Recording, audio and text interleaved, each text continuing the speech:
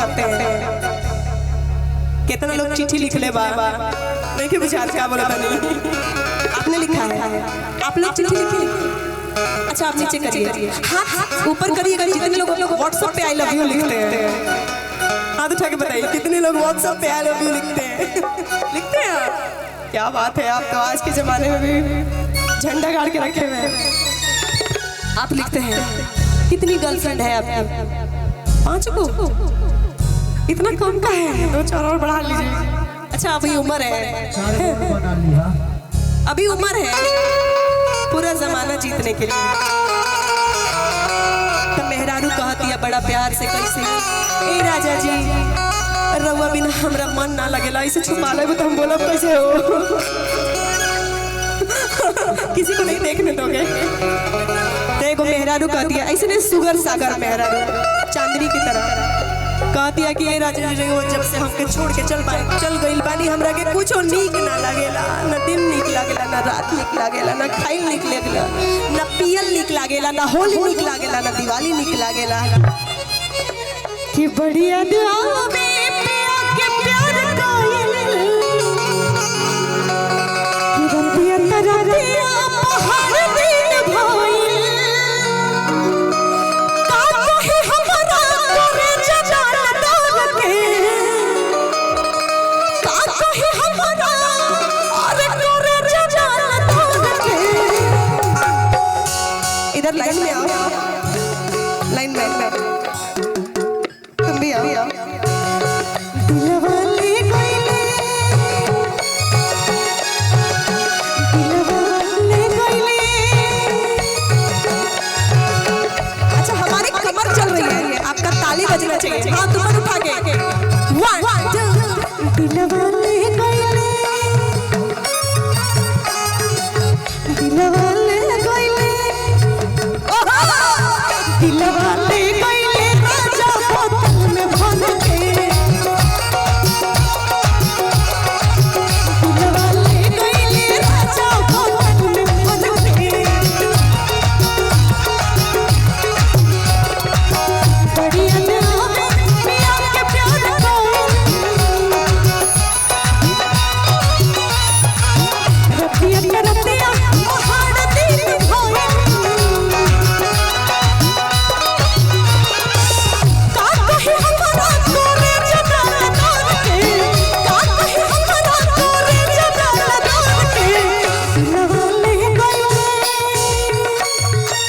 दिलवा ले गइले, दिलवा ले गइले राजा बोतल में भर के, दिलवा ले गइले राजा बोतल में भर के।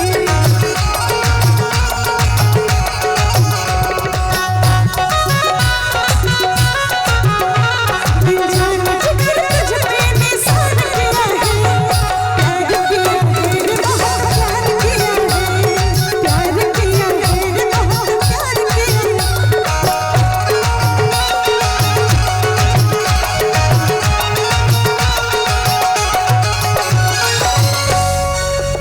और कहत आई कैसे कि यह सर्दी के दिन रहे, ठंडा के दिन रहे, ठंडा के दिन में गौना हुआ था हमारा और आपका। तुम्हारा गौना हो गया, शादी हुआ है? बोलो। अच्छा चांदी का शादी हुआ है कि नहीं? किसको किसको लगता है कि शादी हुआ है? हुआ है, हुआ है। अच्छा किसको किसको लगता है? आपको लगता है कि हुआ है?